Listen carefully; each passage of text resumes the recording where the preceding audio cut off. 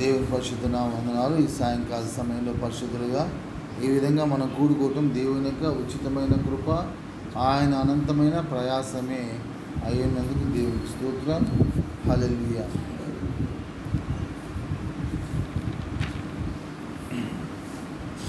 మన దేవుడు పరిశుద్ధమైన దేవుడు. మనల్ని ఆయన వెలపెట్టి కొనుక్కున్న దేవుడు అంటున్నాడు. మనం ఆయన వారం, మనం రక్త మాంసాల వలన మనం పుట్టిన వారం కాదు. ఆయనే మనల్ని కనిగించున్నాడు. సువార్తలో 1వ అధ్యాయం ఉన్న మాట, ఆయన రక్త మాంసాలు శరీరేచ్ఛల వల్ల మనం పుట్టిన వారం కాదు.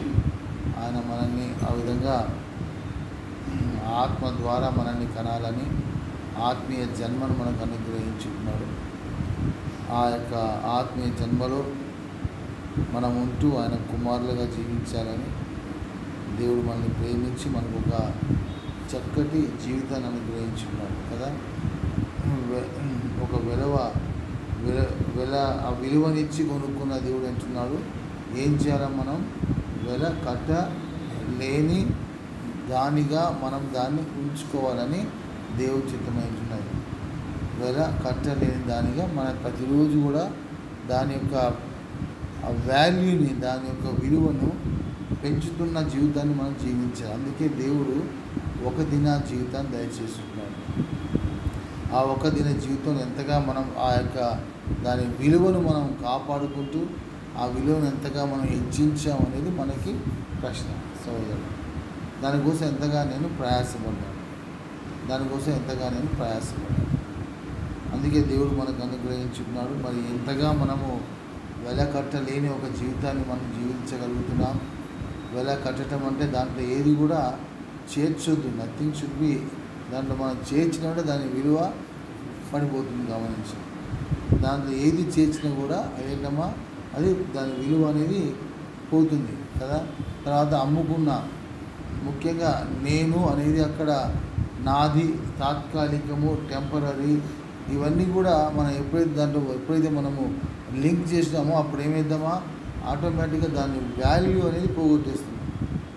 ఒక విలువ పోగొట్టుకొచ్చిన ఒక స్థితిలో రాకముందే దేవుడు మనతో మాట్లాడుతున్నాడు. వెల కట్టలేనిదిగా మనం ఉంచుకోవాలని ఒక ప్రాసెస్ని దేవుడు అనుగ్రహించున్నాడు. కానీ దాన్ని మనం పాటించటంలో నిర్లక్ష్యం చేస్తున్నాం.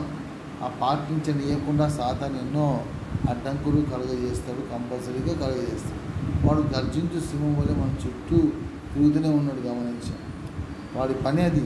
కాబట్టి మనము ఎంతగా మనం చేసే పనిని మనం తోడుకొని వచ్చేటట్లుగా మనం ఉంచుకున్నప్పుడే అప్పుడే ఆ కార్యాన్ని మనం జరిగించుకోగలుగుతాం.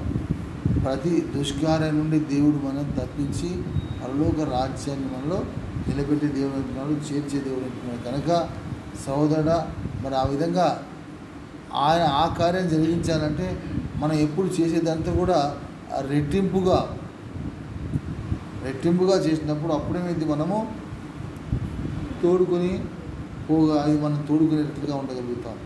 ఒక దీనత్వాన్ని చూపించడానికి అవకాశం వస్తుంది. మనం తగ్గించుకోవాలి. పూర్తిగా జీరో అయిపోవాలి. అమ్మ, చిన్న పెద్ద, ఆడ మగ, అయ్యో వాళ్ళు ఇంకేదో అని అనుకుందామో వీల్లేదు. ఎందుకంటే దీనత్వం అనేది మనకు కావాలి. ఆ దీనత్వం అనేది అంతగా మనం చూపించినప్పుడే దేవుడు చేసిన కార్యానికి ఒక అర్థం ఉన్నది. దాని యొక్క వాల్యూని మనం పెంచగలుగుతాం. దేవుడు ఏం చేశాడా, మనల్ని చేర్చుకున్న దేవుడు అంటున్నాడు కదా. మనల్ని తెలుసుకున్న పాటలు కూడా ఏంటమ్మా, చేర్చుకున్న దేవుడు అంటున్నాడు. మనల్ని ఏం చేశాడు, చేర్చుకున్నాడు.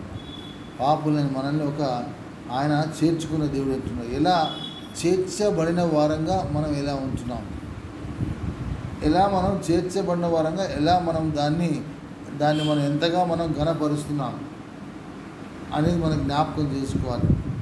చేర్చబడిన మనల్ని దేవుడు ఇంకేం చేశాడమ్మా, మనల్ని ఉంచిన దేవుడు అంటుంది కదమ్మా. అమ్మా, ఆయన నీతిగా మనల్ని ఉంచిన దేవుడు అంటున్నాడు. ఆయన నీతిగా మనల్ని ఇక్కడ ఈ లోకంలో సంఘంలో మనల్ని ఉంచుతున్నాడు. ఆయన నీతిగా మనం ఉండేంత గొప్ప భాగ్యాన్ని దేవుడు మనకు అనుగ్రహించున్నాడు. ఆయన నామాన్ని మనకు ఒసిగినాడు దేవుడు అంటున్నాడు. ఆ పాటలో ఉన్న అర్థాన్ని మనం గుర్తించాలి. ఇంకెక్కువగా అర్ధసహితంగా పాడుకుందాం. దాని తర్వాత ఇప్పుడు మనం తెలుసుకున్న మాట ఏంటంటే, అక్కడ మనం ఏం చేస్తున్నాం, నీతిగా ఉంచటమే కాకుండా ఏం చేస్తున్నామా, ఆయన నామాన్ని, ఏ నామం అయితే అన్నిటికంటే పైనామంగా దేవుడు హెచ్చించాడో, ఆ శిలువ కార్యం ద్వారా మరణాన్ని ప్రేమించి శిలువ మరణం పొందేందుగా విధేయత చూపినప్పుడు ఏ నామాన్ని అయితే దేవుడు హెచ్చించాడో ఆ నామాన్ని మనకు ఆయన అనుగ్రహించుకున్నాడు. ఆ నామాన్ని బట్టి మనము ఎంతగా మనం జీవించగలుగుతున్నాం, ఆ నామాన్ని బట్టి ఎంతగా మనము అడుగులు వేయగలుగుతున్నాం అనే సంగతి మనం జ్ఞాపకం చేసుకోవాలి. ఆ నామాన్ని బట్టి ఆ దీనత్వాన్ని, ఏకత్వాన్ని,